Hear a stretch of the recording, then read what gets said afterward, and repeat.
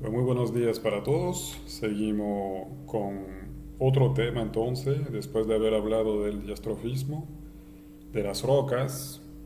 Bastante hablamos de las rocas, nos extendimos bastante sobre el tema. Vamos a hablar de la erosión y verán que el tema es más corto ahora.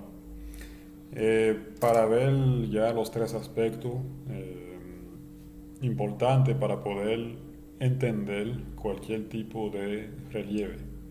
Entonces luego tendrán todas las herramientas para entender los relieves que tenemos en la superficie de nuestro planeta y en particular verán el caso de la isla Hispaniola.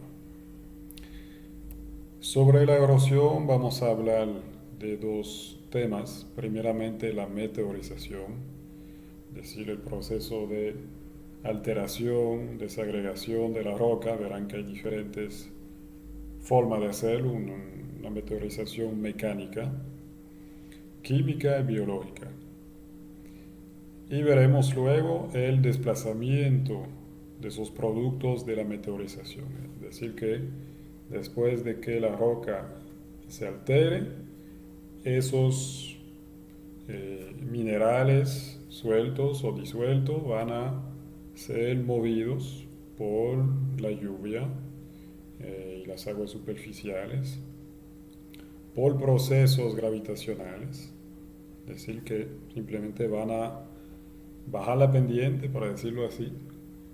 Y también veremos que puede haber una erosión por fuerza eólica, es decir, por el viento, eh, y bueno, y otras causas, ¿no? Entonces todo eso lo veremos en erosión y hablaremos también de la erosión glacial, erosión litoral, aunque de forma muy breve, porque eso ya lo han estudiado ustedes en casa. ¿Qué vemos aquí? Simplemente es, ya lo ven, una red hídrica superficial. Estamos en la zona de un poco al sur de Barahona. Eh, y ven las curvas de nivel. Bien. ¿Eso que nos muestra? Nos muestra que esas fuerzas erosivas van a modelar los relieves. Es un elemento que modifica los relieves. Entonces el relieve, en este caso la sierra de Bauruco, se forma por procesos tectónicos. Tenemos diferentes tipos de roca presente y luego, en este caso, el agua va poco a poco a modelar esa montaña, cambiarle la forma, porque constantemente esa agua va erosionando la ladera de la montaña. Podemos verlo en tres dimensiones, es decir, que vemos aquí como el agua poco a poco ha podido erosionar las rocas de esta montaña y definir entonces una nueva forma del relieve. Se ve bastante marcado aquí en el centro de la red hídrica, lo que llamó el Talweg. El Talweg es decir, la línea que junta los puntos más bajos de una cuenca. Adicionalmente, ese modelado entonces se hace en función del tipo de roca. Entonces, verdaderamente una combinación entre los elementos que provocan la erosión y la naturaleza de la roca, que van a definir poco a poco el modelado, la forma de esos relieves. Es decir, que hay rocas que son muy sensibles, por ejemplo, a la meteorización y erosión del agua, y otras que no.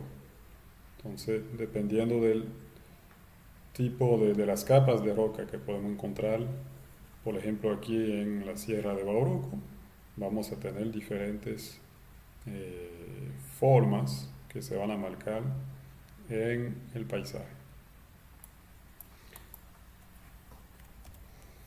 Eso es lo que vemos aquí en esta ilustración.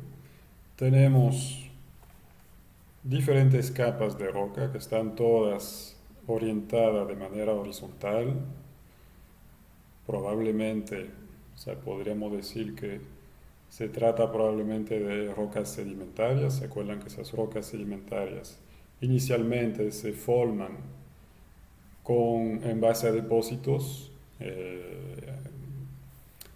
de elementos horizontales, ¿no? Es decir, de producto de erosión que se asientan en el fondo de la cuenca oceánica, por ejemplo, una capa encima de la otra y forman esas capas muy horizontales. ¿Qué sucede en este caso? Ustedes ven que tenemos, digamos aquí, taludes casi verticales. Aquí es vertical, por ejemplo. Y tenemos otro talud, o parte del gran talud que tenemos aquí, cóncavo. ¿A qué se debe esa diferencia? Simplemente se debe a que tenemos el mismo tipo de factor erosivo en la zona. Por ejemplo, podría ser agua.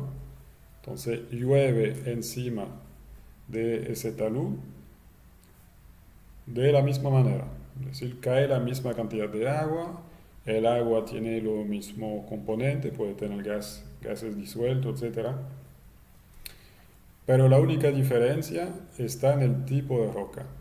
Entonces aquí, de color claro, tenemos una roca sedimentaria, pero relativamente más resistente a la disolución del agua.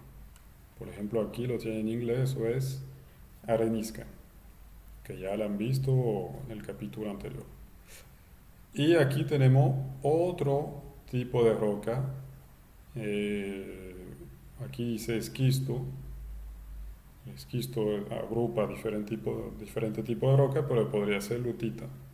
Si se acuerdan, la lutita es esa roca hecha de partículas que tienen el mismo grosor que la arcilla.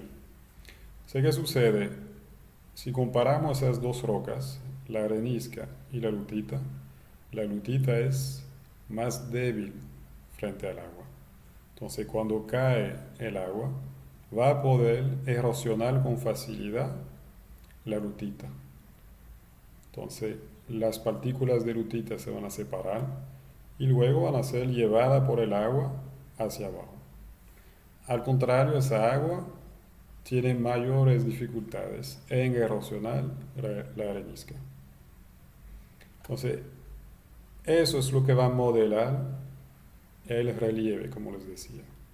Es decir, si ahí tenemos zonas relativamente planas, verticales, cóncavas, etcétera, todo eso se debe a la combinación de la erosión del agua y del tipo de roca.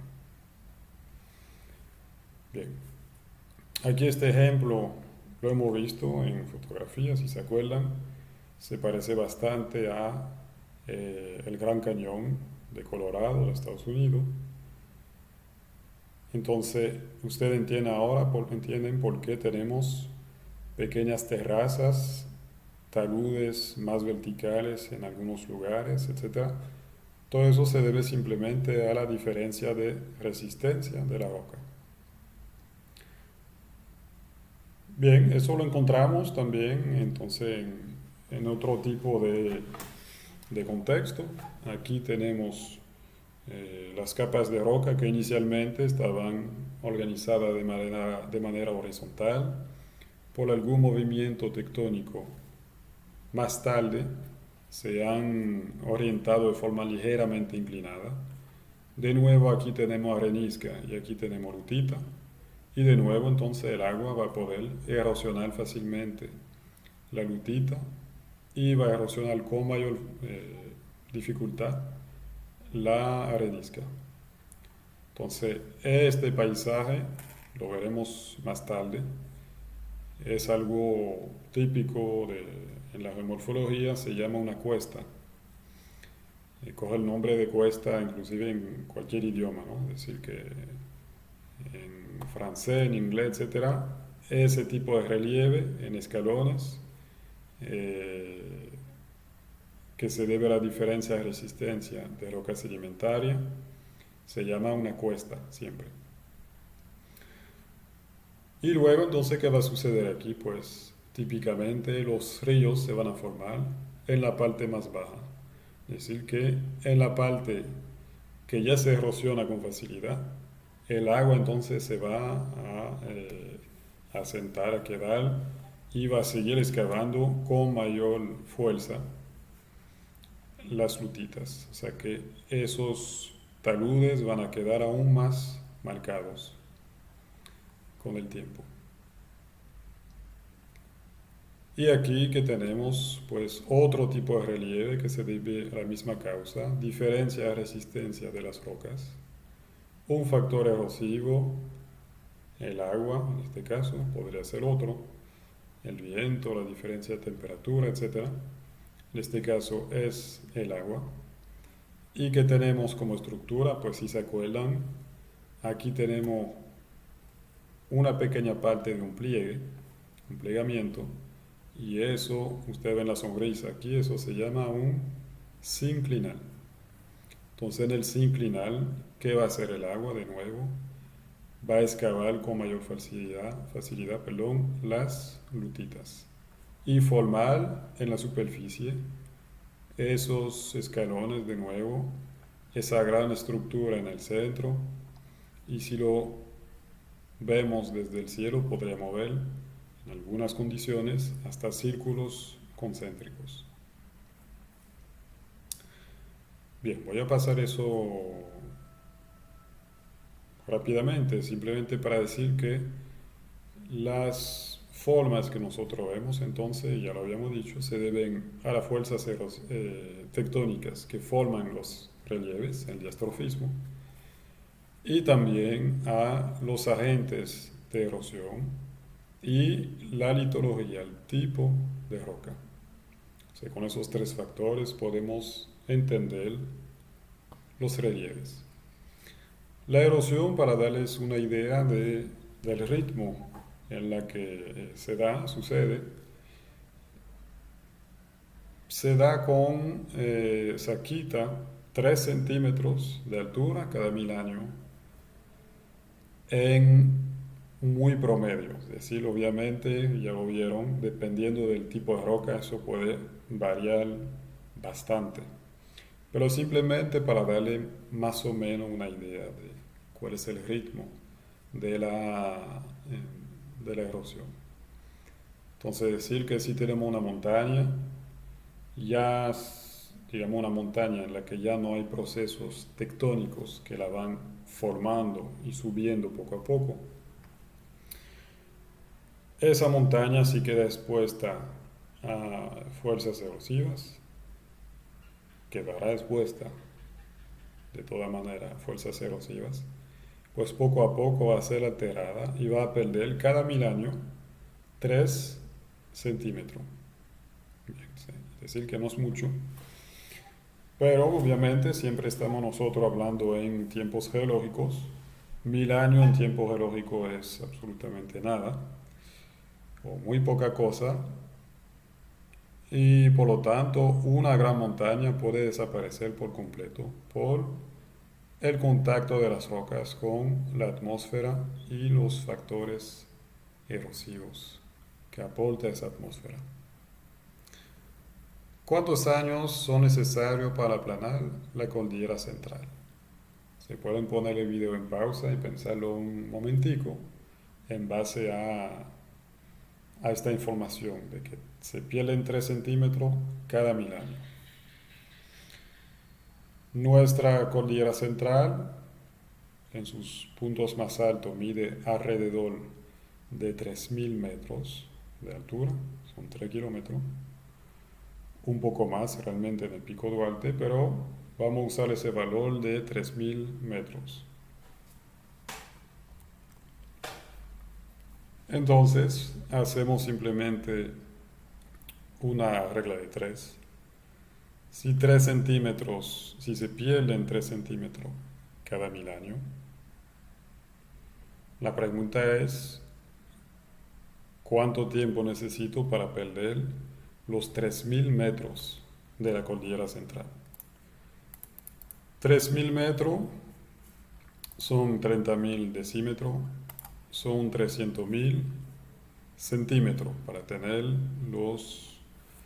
las mismas unidades o submúltiples de unidades en ese cálculo. Entonces 300.000 centímetros lo multiplico por 1000 años, lo divido entre los 3 centímetros y me da 100 millones de años.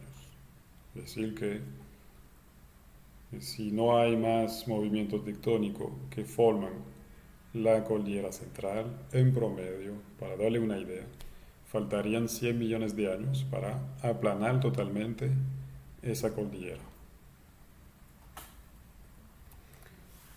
¿Cuáles son esos factores que erosionan, meteorizan y erosionan las rocas?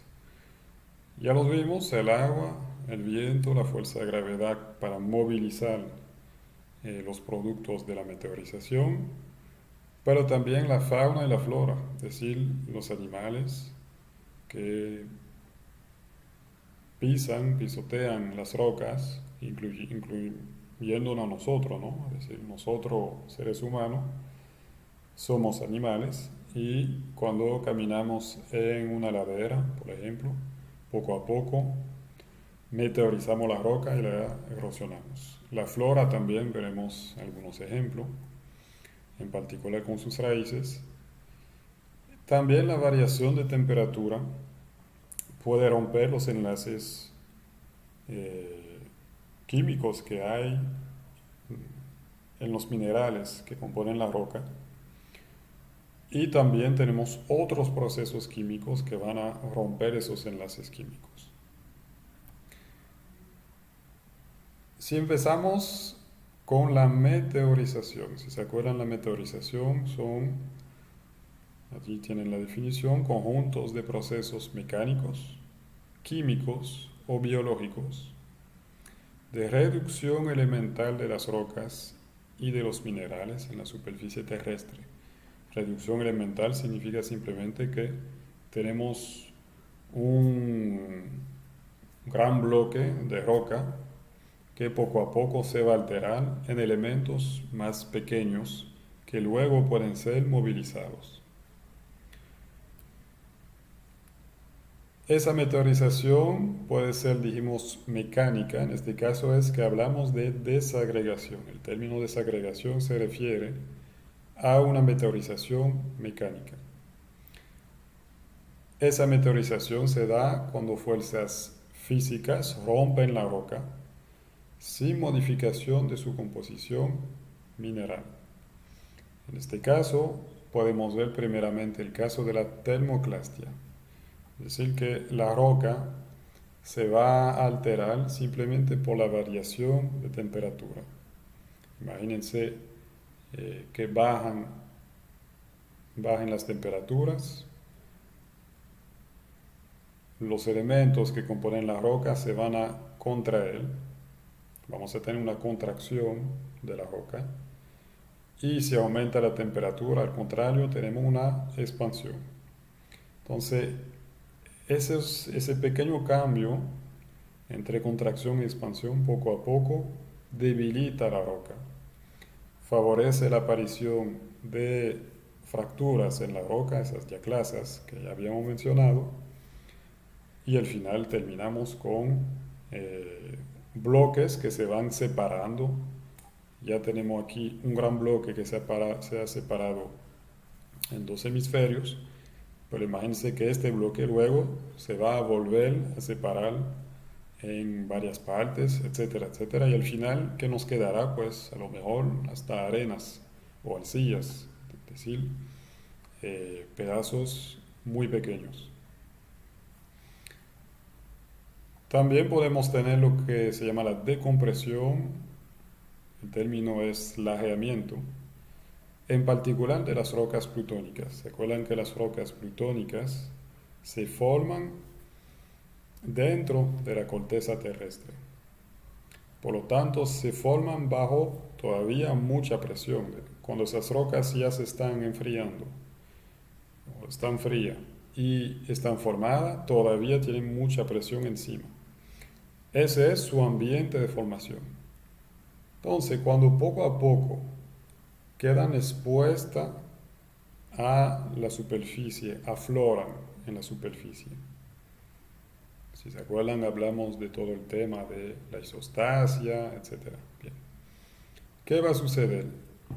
Ya esa roca no está bajo sus condiciones de formación. Se encuentra con condiciones diferentes que la van a alterar. Entonces, eso es lo que vemos típicamente en esa roca plutónica, el lajeamiento. Y lo que ustedes ven es una estructura parecida un poco a una cebolla. Es decir, que las diferentes capas de material que hay dentro de la roca plutónica poco a poco se van separando en hojas que luego van a ser movilizadas. También tenemos una desagregación de origen hídrica. Son tres: la haloclastia, es decir, que se van a formar fragmentos por halo, que es la sal. La hidroclastia, se van a formar fragmentos, clastos, por el agua, la humedad en particular de la roca. Y la crioclastia, que verán también a veces con el término de gerifracción, que se debe al hielo que va a alterar la roca.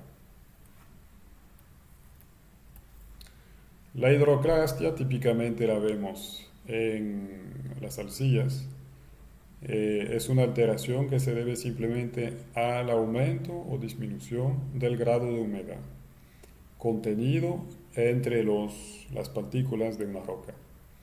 En este caso, se acuerdan que la arcilla tiene la particularidad de retener muy bien el agua entre sus granos, sus partículas, y por lo tanto se expande con facilidad. Y luego también, si viene una temporada seca, no llueve, esa agua se evapora y aparecen entonces esas fracturas en las arcillas. La crioclastia, simplemente tenemos agua que se acumula dentro, agua líquida que cae y se acumula dentro de pequeñas grietas, pequeñas diaclasas en la roca. ¿Qué va a suceder? Pues al momento eh, en que baje las temperaturas por debajo de 0 grados Celsius, el agua se vuelve sólida y saben que el agua sólida ocupa más espacio, ocupa un 9% más espacio que el agua líquida. Por lo tanto, esa expansión va a fracturar aún más las rocas, hasta separarla en diferentes pedazos. Aquí tenemos un ejemplo muy visual, ¿no? Para hacer engrebanada. Y aquí la roca está marcada justamente por esa gerifracción o crioclastia. Es una roca que vemos aquí en Islandia. ¿En qué tipo de lugares vamos a encontrar la crioclastia con mayor fuerza? O sea, ¿en qué tipo de lugares esa crioclastia va a romper con un ritmo eh, más acelerado esas rocas? Simplemente en los lugares donde el agua con frecuencia pasa de ser líquido, un estado líquido, y luego un estado sólido, y de nuevo líquido, de nuevo sólido, etc. En esos espacios es que la crioclastia se va a dar con mayor fuerza. Es decir, que típicamente en esas zonas donde estamos alrededor de 0 grados, de noche pasamos por debajo de los 0 grados, de día volvemos a estar por encima y el hielo se derrite. Ahí es que la crioclastia se va a dar con mucha fuerza. Lo mismo sucede con la termoclastia. No es el hecho de tener una temperatura alta solamente que va a romper esa roca, es la diferencia de temperatura entre caliente y frío. Por lo tanto, esa termoclastia se va a dar en los lugares donde tenemos mayor frecuencia en esa variación de temperatura. Entonces, ¿en qué lugares se puede dar eso? En el espacio, una zona tropical, no es el mejor espacio para la termoclastia, obviamente se puede dar. Pero en la zona tropical o ecuatorial estamos caracterizados por un clima con temperaturas relativamente estables durante todo el año. Y también una diferencia entre día y noche que es relativamente pequeña, baja. ¿Cuáles son los lugares que tienen mayores variaciones? Pues típicamente los desiertos, porque vamos a tener una gran variación de temperatura entre el día, que puede subir, digamos en el Sahara, por ejemplo, a 40 grados, y la noche, en que las temperaturas bajan drásticamente. En esos lugares es que la termoclastia va a poder actuar con mayor fuerza. ¿A qué se debe eso en los desiertos? Simplemente a lo que llamamos la inercia térmica. Decir que la vegetación que contiene mucha agua tiene mucha inercia térmica. Ustedes conocen la inercia, eh, pero hablamos generalmente nosotros de una inercia mecánica. Si empujo un carro que es muy pesado, va a ser muy difícil empujarlo para movilizarlo. Pero después de que se mueve el carro, si lo quiero parar, también va a ser muy difícil, tiene mucha inercia. Eso sucede con el agua en cuanto a variación de temperatura. El agua es difícil de calentar, pero también es difícil de enfriar. Al contrario, los suelos desnudos que contienen poca humedad, los suelos secos que encontramos en los desiertos, tienen poca inercia térmica, es decir, que se calientan rápidamente, temprano, en las primeras horas de la mañana, ya el suelo está ardiente, y cuando se acuesta el sol, ya que tienen poca inercia térmica, se enfrían rápidamente. Por eso es que de noche en los desiertos hace frío, porque el suelo rápidamente va a remitir el calor, se va a enfriar y no habrá ningún elemento para mantener las temperaturas estables. Y la holoclastia, si se acuerdan, eso lo vimos cuando hablamos de los tafoni. La holoclastia entonces que funciona un poco como la gelifracción o la crioclastia, es decir, en este caso es agua salada que se va a depositar en pequeñas grietas de la roca. Esa agua salada poco a poco se va a evaporar. La sal que está o estaba disuelta en el agua se va a enlazar, va a formar cristales que van a crecer, y el momento en que esos cristales crecen, se forman, pues ejercen presiones sobre la roca y la alteran. Entonces ustedes ven que tenemos una gran cantidad de huecos, simplemente porque son todos los lugares en la que gotitas de sal, gotitas de agua con sal se han depositado y poco a poco han alterado la roca. Otro tipo de meteorización, la meteorización química, que coge en ese caso el nombre de descomposición. Ahí sí implica una modificación de las propiedades químicas de la roca. Es decir, por ejemplo, o sea, típicamente una modificación en los enlaces químicos entre los átomos que forman los minerales, esos átomos se van a separar y se van a volver, o sea, se van a agrupar de otra manera, se van a enlazar de otra manera con otros tipos de átomos, formando nuevos compuestos químicos. El caso que ya habíamos visto de ese tipo de meteorización es la disolución. Entonces, en este caso se forma una mezcla homogénea con un disolvente y uno o varios solutos, que son en este caso los minerales.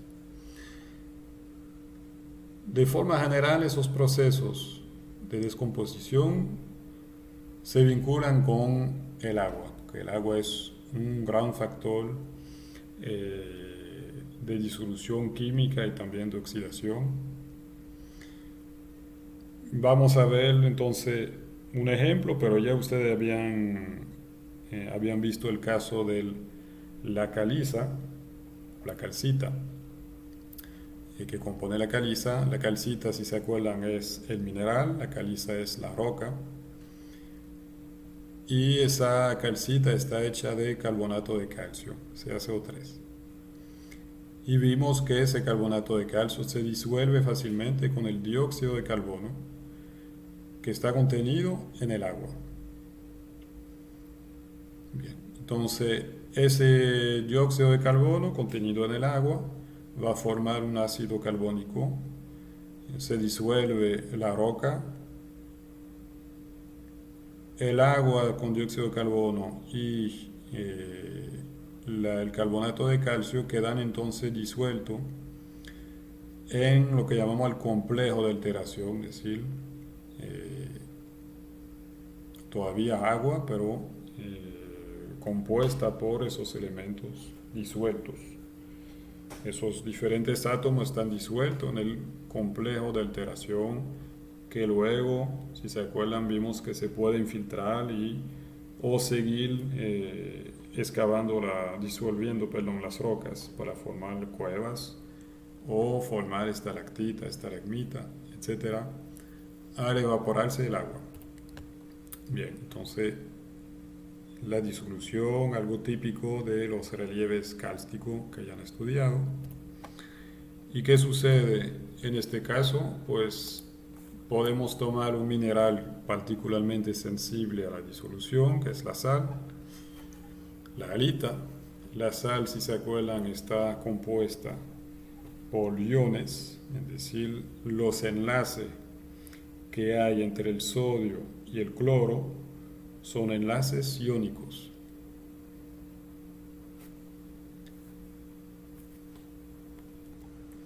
En verde entonces con el anión de cloro, el que tiene la carga negativa, y en morado el catión de sodio, el que tiene la carga positiva.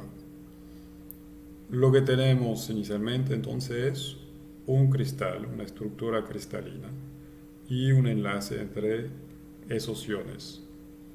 Bien.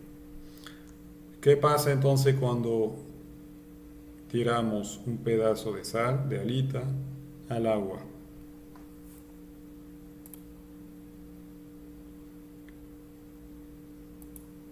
Entonces aquí, si ustedes se fijan, tenemos moléculas de agua. Aquí en rojo tenemos el oxígeno y aquí en blanco tenemos dos átomos de hidrógeno, H2O. El enlace aquí es un enlace covalente.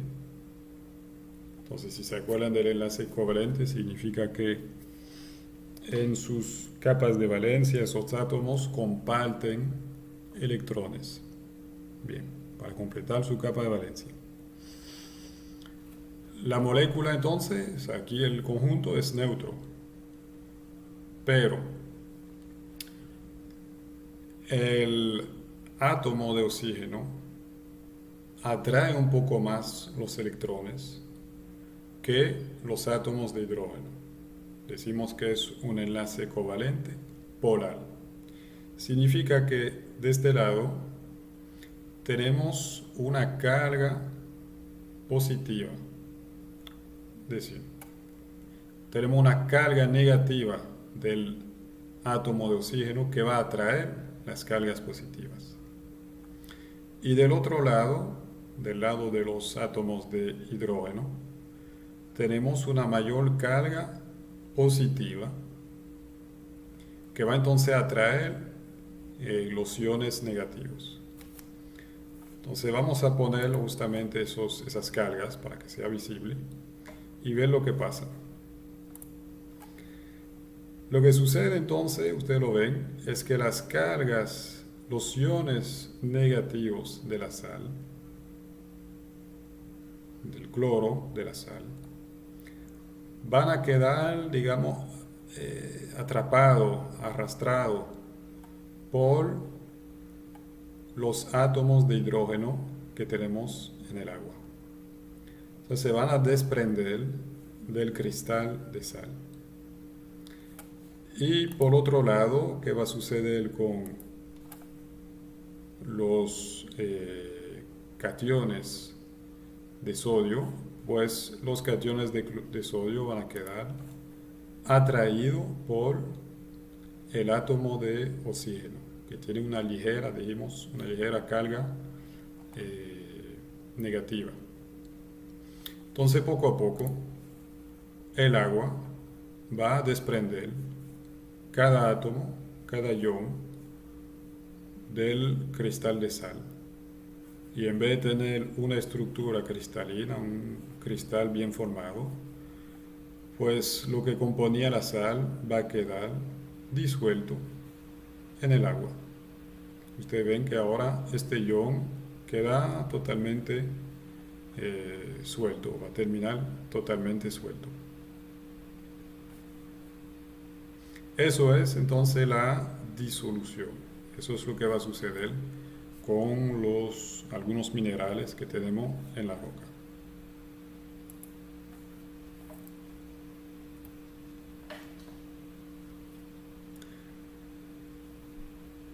Otro tipo de meteorización química es la oxidación. Entonces, en este caso hablamos de un intercambio de electrones entre dos átomos. El que pierde el electrón o los electrones se llama el agente reductor, y el átomo que va a ganar electrones se llama el agente oxidante. Entonces, el caso más típico, digamos, sería el caso del hierro. ¿Qué va a suceder con el hierro? Entonces, aquí tenemos un átomo de hierro. Vamos a imaginarnos que ese hierro está inicialmente enlazado químicamente con otros átomos de hierro. Tenemos un gran bloque de hierro. El enlace, si se acuerdan, hierro con hierro sería un enlace metálico, en la que se forma una nube de electrones alrededor de los átomos de hierro que están enlazados. ¿Qué va a pasar cuando el hierro queda en contacto con el oxígeno? Pues el oxígeno, que tiene 1, 2, 3, 4, 5, 6 electrones en su capa de valencia, le faltan 2 para completarla, los va a coger del hierro, que al contrario en su capa de valencia, digamos que le sobran justamente 2. Coge 2 electrones. Y vamos a volver a la situación de un enlace iónico, es decir, que aquí vamos a tener una carga negativa y aquí una carga positiva. El oxígeno entonces se enlaza con el hierro y lo arrastra, o sea, lo desprende del conjunto, ¿no?, de átomos de hierro que estaba ya conformado, para formar óxido férrico, por ejemplo. O sea, hay diferentes tipos de óxido que se forman con el hierro. Ese es el más común. Coge el nombre de hematita. Si se acuerdan, es lo que le da su color al oxisol. y que tenemos entonces hierro que poco a poco se enlaza con oxígeno. El hierro tenía, eh, digamos que era un conjunto difícil de romper. El óxido férrico ya es más fácil de alterar. Entonces poco a poco esos elementos se van a desprender de ese bloque de hierro. Y nuestras hematitas van a movilizarse, en particular dentro del agua.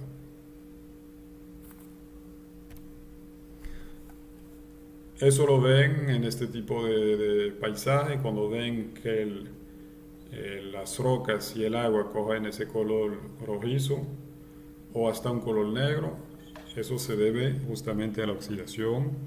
En particular, lo habíamos dicho, en los basaltos, en las rocas compuestas por un magma máfico que contiene mucho hierro.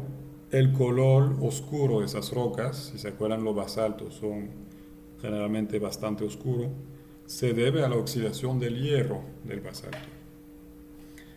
¿Y qué va a pasar con esas hematitas? Pues como dijimos, se desprenden, quedan en solución aquí en el agua, no quedan disueltas, es decir, esas hematitas como tal no se disuelven, no se separan los átomos, quedan asociados, pero queda en suspensión aquí en el agua, van a viajar con el agua y depositarse en otro lugar. En algunos pueblos de Europa, no tengo conocimiento aquí en Dominicana, a lo mejor existe también, pero en algunos pueblos de Europa encuentran fuentes de agua que llaman ferruginosa, es decir, de agua que contiene muchas hematitas en suspensión y un agua que se puede beber, pero que tiene un sabor bastante particular, ¿no? Bastante metálico. Otro tipo seguimos con la meteorización química, justamente terminando para decir que obviamente en los ambientes húmedos y los ambientes que tienen mucha agua precipitada y temperaturas altas, pues esa meteorización química se va a dar con mayor facilidad. Por eso es que, si se acuerdan, aquí tenemos los famosos mogotes, que se deben a una disolución particularmente marcada de de las zonas cársticas. Y el tercer tipo de meteorización, la meteorización biológica, que tiene entonces un origen vinculada con animales, plantas, hongos, etcétera, que poco a poco alteran esa roca. Entonces pueden ser las raíces de las plantas, de los árboles, etcétera. Ustedes ven aquí como la raíz de ese árbol poco a poco se metió dentro de una grieta, una yaclasa, y la va a abrir, la va a romper un poco más. Animales excavadores, piensen en todos esos animales que viven en los suelos y necesitan a veces alterar un poco la roca para abrirse el paso.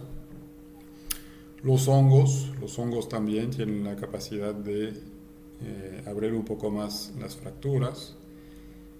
Y luego tenemos también todos los procesos bioquímicos, es decir, que la respiración de los animales y de las plantas emiten oxígeno o dióxido de carbono y otros gases. Entonces, ya se acuerdan, ya lo vimos, el oxígeno favorece la oxidación, no va a ser el único elemento de la oxidación, pero digamos que ya es que viene el nombre, entonces es un elemento muy típico.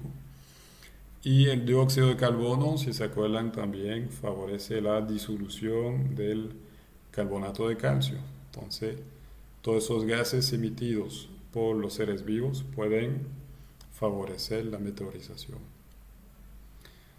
Y también hay plantas, hay animales que producen ácidos orgánicos que pueden alterar la roca. Piensen en el ácido cítrico de los citrus. Piensen también en el ácido fólmico que producen las hormigas para protegerse. Todos esos ácidos pueden alterar la roca.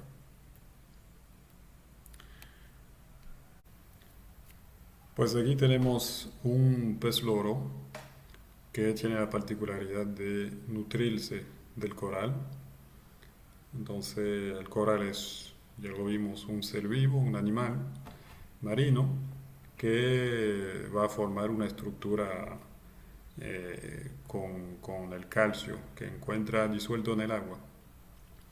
Entonces cuando el pez loro con su pico característico rompe el coral para comerse la materia orgánica, también se traga un pedacito de la estructura calcárea del, digamos, del esqueleto del coral.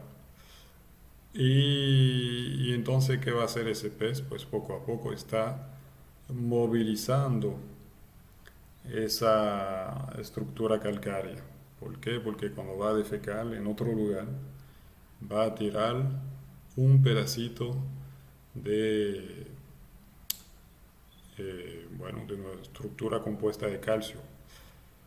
Y lo saben, eso a largo plazo puede hasta formar playas, es decir, que los desechos del pez loro, si se acumulan, imagínense sobre miles de años, van a formar montículos de esqueleto de coral que se pueden depositar en la orilla del mar y formar esas playas de arena blanca. Si son de arena blanca es que resultan justamente de desechos del coral.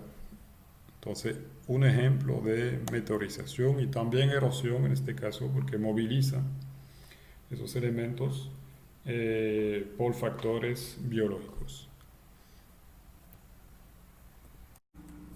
Después de haberse meteorizado la roca, entonces lo que va a suceder es que se van a movilizar esos clastos, esos fragmentos de roca. Ahí pasamos entonces a lo que es realmente la erosión como tal, que es la acción de procesos superficiales que provocan el desplazamiento de suelos o de rocas. La erosión igual se da por diferentes factores. Podemos empezar con la lluvia, las aguas superficiales, a un nivel, digamos, muy local, muy pequeño. La primera movilización de partículas de roca, es decir, de pequeños minerales, la tendremos simplemente por el impacto de las gotas de agua cuando caen. Obviamente a nuestra escala de ser humano ese impacto constituye una energía ridícula, no nos hace nada, pero para esas pequeñas partículas de roca pues tienen suficiente energía como para movilizarlo. A eso le llamamos entonces el splash. El splash es el desplazamiento de pequeñas partículas debido a la fuerza vertical de la caída de gotas de agua, es decir, a su impacto. Caen las gotas y eh, provocan una movilización local de las partículas superficiales. Y luego vamos a empezar a ver pequeños flujos de aguas que se forman en la parte superficial del suelo. Van a movilizar entonces partículas de suelo, partículas de roca como tal, en lo que llamamos los RIL, R-I-L-L. Como les digo, es algo muy pequeño, son los primeros flujos que se van a acumular. Cuando ustedes ven que está lloviendo, se empiezan a formarse esos RIL en la superficie. obviamente esos ríos se van a juntar y poco a poco van a formar lo que constituye una red hídrica superficial como tal. Es decir, ya estamos hablando de cañadas, de ríos, etcétera. Y esos ríos tienen la capacidad de erosionar, desplazar elementos hacia abajo, hacia cuenca abajo, y erosionan entonces el lecho, el fondo de valle, de manera vertical, es decir, en profundidad, como vimos con el cañón, por ejemplo, eh, y poco a poco van a erosionar también la orilla, los taludes, para a medida que va ampliando su cauce. La erosión en este caso está provocada por el agua del río, obviamente, pero también por la carga sedimentaria del agua del río. Es decir, que el río, por ejemplo, en el fondo del río tenemos piedras que van rodando, empujadas por la corriente, y esas piedras pueden impactar otras piedras y movilizarlas. Es decir, que poco a poco esos choques van a aumentar el poder de erosión de los ríos. Ahí tenemos el río Chabón y ustedes ven cómo ese río ha excavado de forma vertical hacia abajo, es decir, que el río inicialmente estaba a ese nivel, a nivel de lo que hoy es la parte alta, y poco a poco ha erosionado hacia abajo. Entonces tenemos un talud que no es vertical, pero que está bastante inclinado. De nuevo, eso se debe también al tipo de roca caliza que encontramos en ese lugar. Aquí tenemos el resultado de la erosión en la zona de Neiva. Eso es un abanico aluvial. Entonces, aquí el río Panzo, si no me equivoco, que nace en la Sierra de Neiva, vierte hacia el sur. Lo que vemos aquí obviamente no es agua, estamos en temporada seca. Estamos viendo los aluviones, los sedimentos acumulados en el fondo del cauce, y ustedes ven que el río se orienta hacia el sureste. Bien. Sin embargo, en toda esa zona aquí tenemos un gran abanico aluvial. Significa que en la historia relativamente reciente del río, ese río ha pasado por esa zona y ha descargado una gran cantidad de sedimentos, de aluviones. Bien. Eso nos marca el poder de erosión que tiene ese río, es decir, que la cantidad de material que puede movilizar y depositar aquí es enorme. También nos dice que ese poder de erosión puede coger diferentes rumbos, es decir, que en la historia del río el cauce puede cambiar poco a poco o de forma rápida, de hecho, de forma brusca, de orientación. ¿Por qué se llama un abanico aluvial? Simplemente porque en la parte alta todavía tenemos aquí una pendiente bastante marcada, es decir, que las rocas empujadas por el agua del río y también por la fuerza de gravedad van a seguir un rumbo bastante uniforme. Es decir, aquí sería como una especie de corredor para que se depositen las rocas. A medida que vamos bajando, aquí estamos llegando al pie de monte, es decir, que es una zona, al contrario, mucho menos inclinada. Poco a poco vamos a llegar a un terreno llano. Y por lo tanto las piedras pierden, el flujo de agua y las piedras pierden velocidad.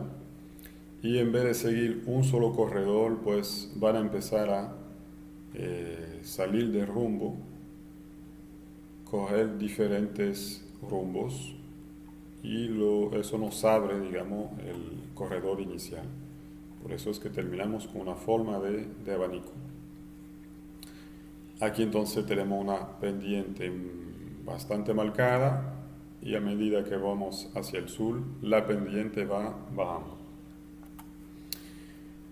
¿Por qué tenemos ciudades que se instalan encima o cerca de un abanico aluvial? Porque esos aluviones aportan minerales que se pueden poco a poco transformar en suelos bastante fértiles. Ustedes ven que es una zona agrícola, vemos aquí las parcelas, y la ciudad entonces se ha instalado sobre esas tierras relativamente fértiles. Es un problema en términos de riesgo, de gestión de riesgo, simplemente porque si aquí tenemos aluviones, eso nos dice que de forma histórica el río ha pasado por esa zona y podría volver a pasar, es decir, que es una zona inundable.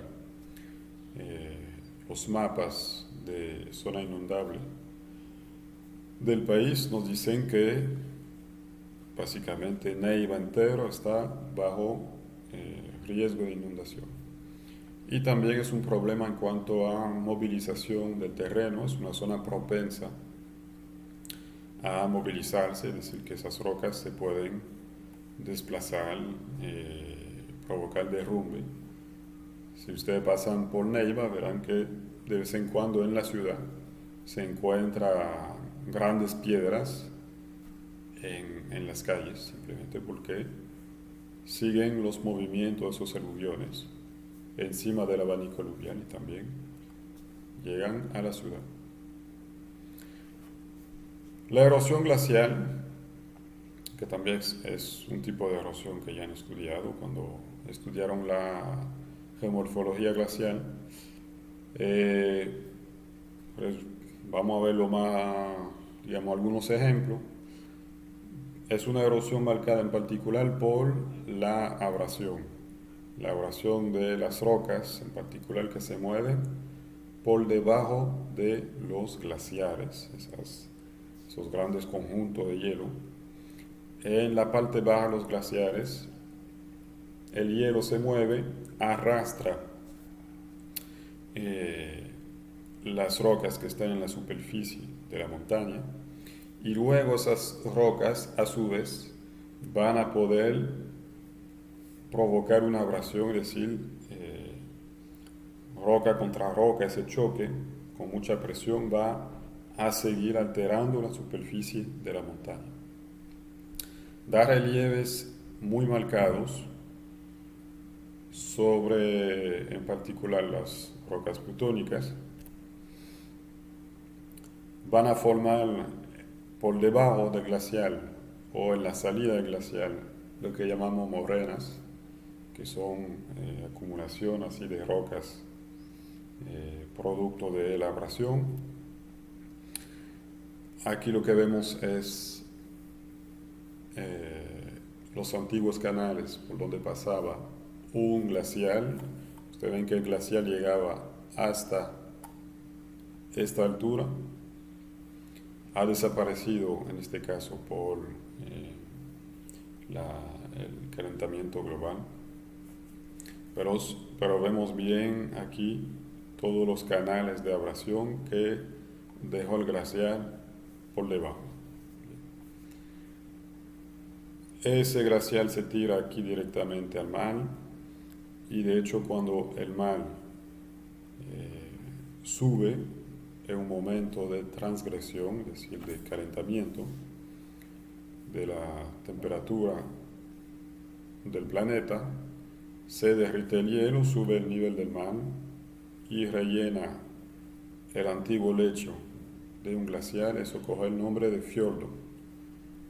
Eso es particularmente marcado en los países del norte de Europa, por ejemplo en Noruega. Pueden dar relieve bastante marcado en montañas jóvenes. Aquí estamos en los Alpes, en el Monte Cervino de Suiza. Y ese Monte Cervino es famoso justamente porque tiene un hall muy marcado en el paisaje, hall con H, también lo han visto en sus prácticas. Cómo se forma el hall, que es ese relieve muy vertical aquí que vemos en montañas jóvenes. Pues simplemente aquí ha habido grandes glaciares que han erosionado la montaña. Aquí un glaciar de este lado, otro glaciar del otro lado. Van a formar aristas entre los dos glaciares, es decir, lo que queda que no ha sido erosionado directamente por los glaciares es esa arista aquí, esa arista allá. Van a formar circos, que son esa especie de depresión que tenemos en la montaña, resultado del paso de un glaciar, y van a formar entonces el horn que resulta de lo que queda entonces de esas montañas cuando ha sido erosionada por varios glaciares. Nos queda entonces ese lugar donde se juntan todas las aristas.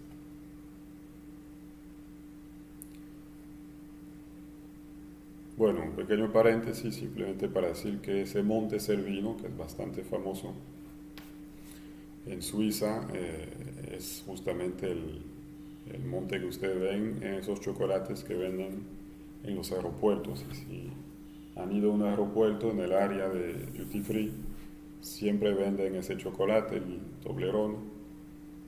La montaña que ven es justamente ese monte Cervino o Matterhorn, dependiendo del idioma. Hay 4 idiomas en Suiza, entonces hay diferentes maneras de nombrarlo. Esa erosión glacial puede ser bastante marcada, es decir, es un ritmo muy rápido de erosión. Imagínense entonces una capa de cientos de metros de hielo que va bajando la pendiente y provoca una enorme abrasión. Y esa erosión entonces puede tener un ritmo mayor al movimiento de epirogénesis de la raíz cortical, es decir, si se acuerdan, a medida que se va erosionando el material en la superficie, pues la raíz va subiendo hacia la superficie, lo que conocemos como rebote isostático. Pues resulta que esa erosión puede ser tan rápida que logra bajar la altitud de la montaña, el pico de la montaña, a pesar de que la raíz sigue subiendo. Los procesos gravitacionales, entre ellos el más famoso obviamente es el deslizamiento, pero son todos esos movimientos causados por la fuerza de gravedad. Pueden ser lentos como la reptación, que verán el término también a veces de creeping en inglés, los desplomes, y puede ser rápido los desprendimientos, los flujos, los deslizamientos. El creeping o reptación que es el movimiento diferencial de pequeñas partículas, de rocas, de granos sueltos. Entonces se da en particular en las arenas. ¿Por qué? Porque aquí en la superficie los granos de arena están sueltos bajo poca presión, entonces se pueden movilizar. Si se mueve uno aquí abajo, toda esa línea de granos de arena se va a movilizar. Al contrario, a medida que vamos hacia la profundidad, hacia abajo, hacia el fondo, las partículas tienen mayor presión encima, hay mayor también contacto, roce entre las partículas, entonces se mueven de forma mucho más lenta. Lo que vamos a tener entonces como resultado en superficie puede ser esto, puede ser que ver una vegetación que coja esa forma curva. ¿Por qué? Simplemente porque la vegetación inicialmente siempre crece de manera vertical, porque está compitiendo para la luz, busca la vertical, pero por la reptación la parte superficial baja y entonces el tallo de la vegetación va a quedar inclinado. El tallo en el fondo aquí, donde están las raíces, sigue en el mismo lugar, pero a nivel superficial queda inclinado. Se inclina y la vegetación sigue tratando de buscar la vertical. Se puede inclinar de nuevo, etcétera, etcétera. Es una lucha entre esos dos mecanismos, lo que termina con entonces una curva en el tallo de la vegetación. Eso lo pueden ver también con letreros. Si ven un letrero inclinado en una parcela agrícola, puede ser que se deba a un proceso de reptación, es decir, la persona que entró el letrero, obviamente, lo puso sobre un palo de manera totalmente vertical. Y con el tiempo, si ese letrero empieza a inclinarse, se debe posiblemente a ese movimiento de reptación. Aquí lo que vemos es un desplome, también un movimiento que puede ser relativamente lento, es decir, que poco a poco lo que va a suceder, vamos a tener un bloque de desplome que se forma aquí, va a seguir una orientación curva y seguir rompiendo en varios bloques hacia abajo. De nuevo, eso lo vemos también en el paisaje cuando ven en particular carretera, tendido eléctrico, pequeños acueductos, etcétera, que de repente aparecen desplazados hacia abajo y se rompen en varios bloques. Típicamente eso sería un desplome. Entonces puede ser un movimiento lento, puede ser más rápido, eh, dependiendo en particular del tipo de roca y de la saturación de agua. Aquí lo que tenemos es un desprendimiento, entonces tiende a ser un movimiento mucho más rápido.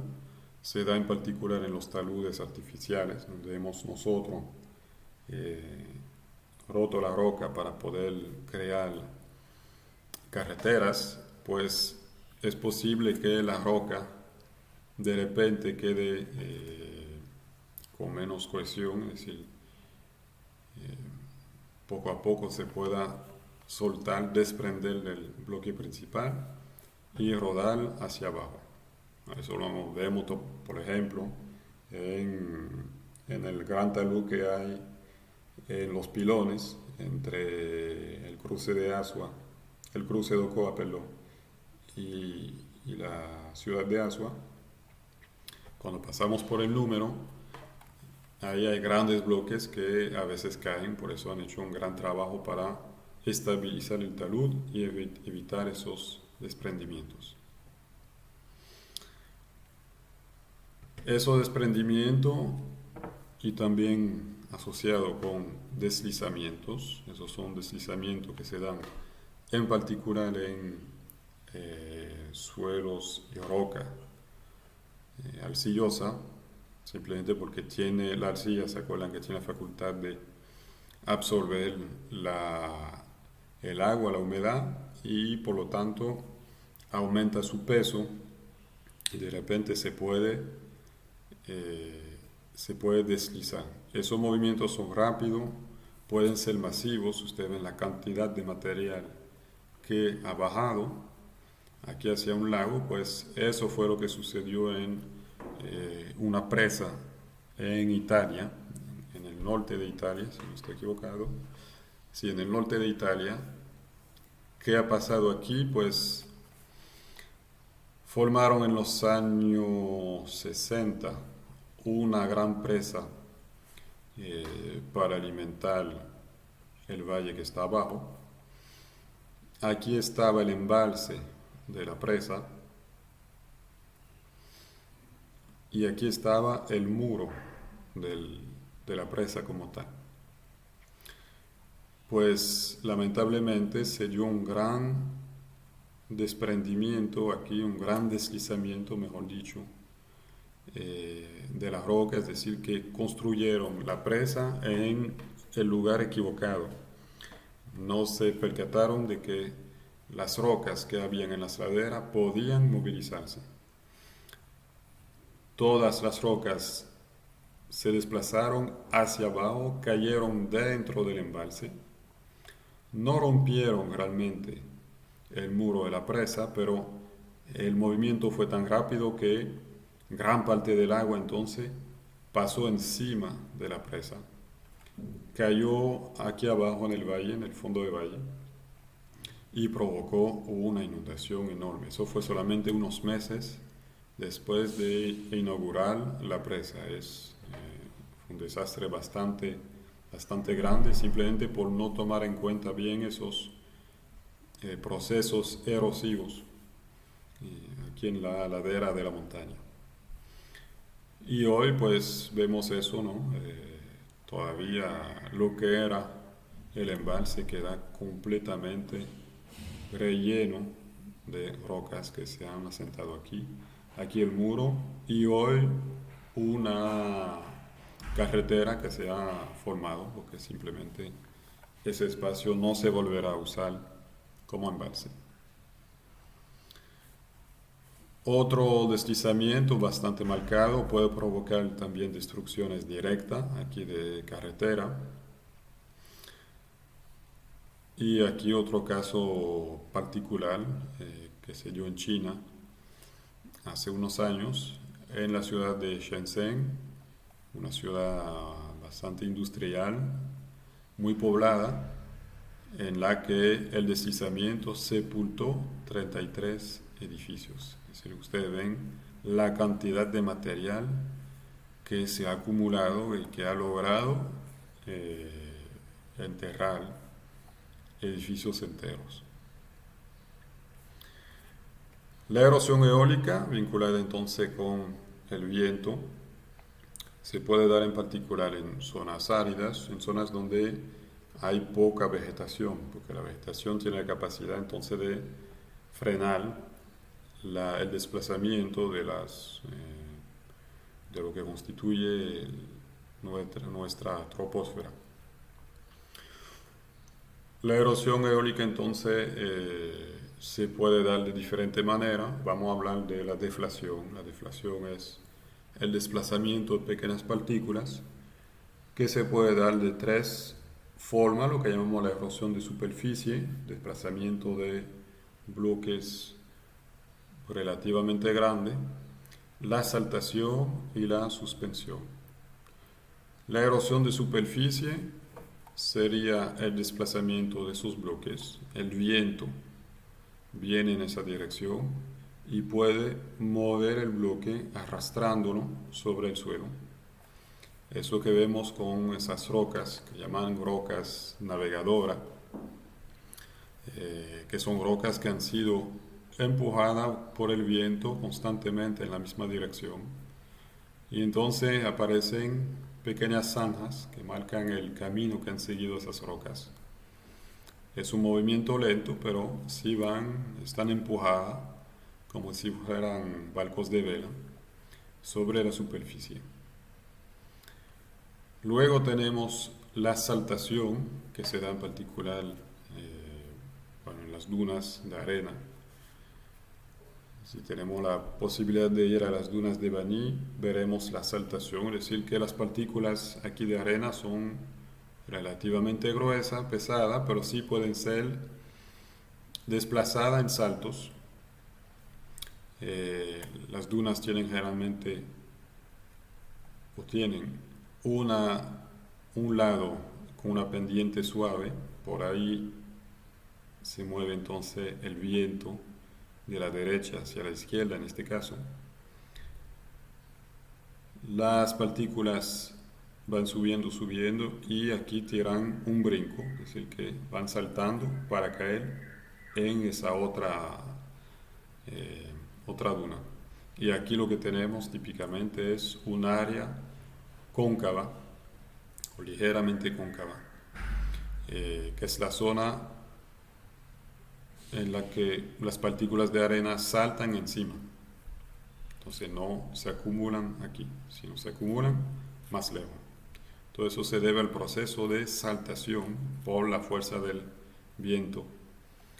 Entonces son pequeños brincos aquí de la partícula de arena en este ejemplo. Y la suspensión, que es lo que conocen aquí con el famoso polvo de Sahara, que afecta el tiempo en particular en nuestro país. Ese polvo puede viajar dentro de la masa de aire, entonces ya no es una saltación, no vuelve a tirar, no tira brincos, sino que queda suspendida en la masa de aire y puede viajar sobre hasta miles de kilómetros.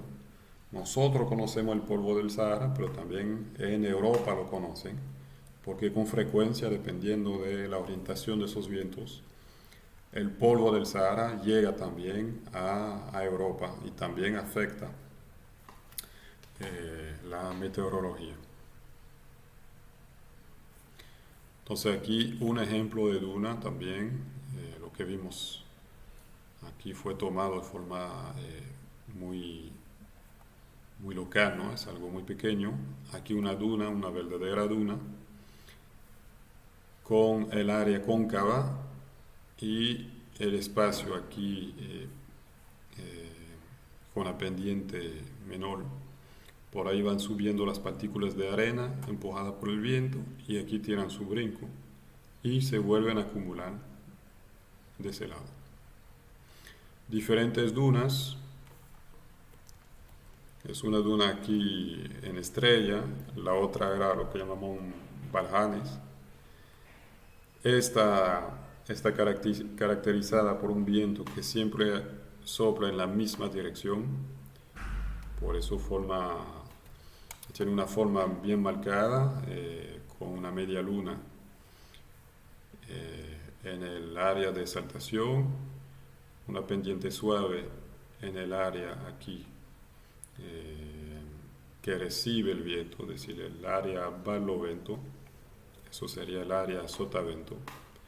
Y aquí las dunas en estrella simplemente marcan un viento que cambia frecuentemente de orientación, entonces las áreas de erosión y acumulación van a ser diferentes en función de la orientación del viento.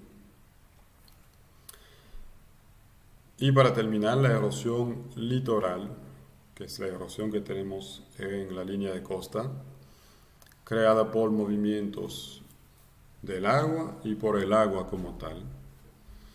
En particular entonces por las corrientes de agua, por las olas. Aquí el impacto de las olas, tenemos un acantilado, estamos en el norte de Francia, ¿se acuerdan que dijimos que el norte de Francia y el sur de Inglaterra tienen las mismas características, esa especie de paredes blancas hecha de creta, de esa roca sedimentaria? ¿Y qué vemos aquí? Pues vemos que en la parte baja tenemos una especie de hueco que corresponde justamente al área donde las olas impactan. Estamos aquí en marea baja. Cuando la marea sube, el nivel del mar llega hasta acá y el impacto de las olas, el va y viene, poco a poco rompe la base de esos acantilados y luego entonces la roca caerá. Es decir, que esa línea de costa poco a poco se va echando a tierra adentro. Obviamente podemos tener diferentes plataformas. Aquí tenemos la plataforma de abrasión abajo. Podemos tener diferentes plataformas en función del nivel del mar. Entonces, ustedes saben que por las últimas glaciaciones el nivel del mar ha variado mucho. Y podemos encontrar plataformas de abrasión en zonas altas, plataformas de abrasión también por debajo ahora del nivel del mar, simplemente porque resultan de impactos en tiempos anteriores, dependiendo de a qué nivel estaba el mar. Aquí una chimenea litoral y un arco litoral son bastante famosos, hay hasta libros que se han escrito sobre eso en Francia, que resultan simplemente de la erosión diferencial, es decir, que el material aquí ha sido más resistente a la erosión que el material que estaba aquí en el hueco. Y si aquí tenemos una chimenea, significa que todo el acantilado anteriormente estaba por lo menos hasta acá, hasta este nivel. Hay que decir que en las zonas litorales los relieves, las formas cambian mucho, cambian con mucha frecuencia porque constantemente tenemos la influencia del mar sobre los relieves costeros. Entonces, las costas, inclusive simplemente de 1000 años, 2000 años atrás, eran en otros lugares, ¿no? Eran muy diferentes. Hay pueblos, por ejemplo, en Inglaterra, eh, que ahora están tierra adentro, pero que sabemos que tiempos atrás estuvieron en la línea de costa. ¿Qué vemos aquí? La deriva litoral. La deriva litoral es eh, un proceso de erosión que se debe a una corriente que se va a formar por el oleaje en la línea de costa, es decir, que viene el oleaje en esa dirección y lo que va a hacer es que cuando impacta aquí con una playa, por ejemplo, va a movilizar la arena en esa dirección y luego en esta. Entonces tenemos un movimiento de va y viene de las partículas de arena y como si fuera un vector, entonces lo que resulta de ese movimiento de va y viene es un desplazamiento de las partículas de arena, en este ejemplo, hacia el sur. Bien. Eso es algo muy conocido, es un proceso de erosión muy conocido del sector turístico, porque el sector turístico necesita conservar la arena de su playa, necesita aporte de arenas constante, porque imagínense que ese movimiento de deriva litoral, esa corriente, poco a poco va a quitar la arena que está en ese lugar. No pasa nada si también esa corriente viene aquí desde el norte. Entonces, hay una erosión, las partículas de arena que están aquí se desplazan hacia el sur, pero también vienen nuevas partículas de arena desde el norte. Malo es cuando el sector turístico quiere acumular más arena. Si digamos que, por ejemplo, aquí tenemos un hotel en el norte, va a formar una extensión generalmente de bloques de roca dentro del mar. ¿Y qué va a pasar? Pues la deriva litoral va a acumular mucha arena encima de esa extensión. Pero del otro lado, la corriente litoral está bloqueada por esa extensión y no puede aportar arena. Entonces el hotel que está más al sur simplemente no va a tener la corriente litoral que aporta arena, simplemente va a tener la influencia de la deriva litoral que quita la arena, que la erosiona. Y poco a poco va a desaparecer su playa. Entonces, por eso es que en algunos lugares los hoteles están compitiendo y cada hotel está creando su extensión para tratar de acumular más arena. Aquí un ejemplo famoso de un problema de erosión. Estamos en la ciudad de San Luis, en el norte de Senegal. Más al norte estamos entrando básicamente al desierto del Sahara y aquí estamos en la región del Sahel, es decir, una región de pluviometría relativamente baja, en la que la población vive principalmente de ganadería. La ciudad de San Luis es una ciudad costera, vive en particular aquí de la pesca, y está marcada por una gran flecha litoral, que es esa acumulación de arena aquí, eh, que sirve como barrera, digamos, entre la desembocadura de un río, el río pasa por acá, y el mar, el océano Atlántico, que está aquí, al oeste. Es decir, que la desembocadura del río realmente está en ese punto. El río aquí se junta con el mar y todo eso es una gran extensión de arena. Es algo bastante impresionante en terreno. ¿Y qué ha pasado en ese lugar? Pues imagínense si aquí tenemos el río Senegal, de hecho se llama así, el río Senegal, eh, que tiene su desembocadura directa cerca aquí del mar, podemos tener inundaciones relativamente frecuentes, simplemente porque es relativamente difícil que el río drene sus aguas hacia el océano. Entonces, ¿qué se ha hecho últimamente? En el año 2003 han decidido romper aquí la flecha litoral o lo que llamamos también barra de bahía. Han decidido romper esa barra para que el agua del río Senegal se pueda drenar y evacuar de forma más rápida y evitar entonces las inundaciones en la ciudad de San Luis. Lo que ha sido al final un error bastante grande, porque lo que sucede es que ahora el mar, el océano Atlántico, puede entrar con mayor facilidad e inundar más espacios en esa zona, que como quiera siempre va a estar marcada por inundaciones, por las condiciones, ¿no? De las aguas de esa zona.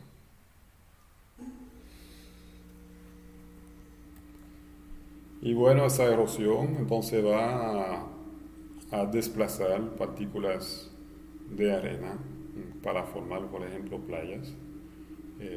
Y ustedes ven que lo que habíamos comentado anteriormente, podemos tener playas de diferente color porque depende solamente de la roca inicial que permitió la formación de arenas.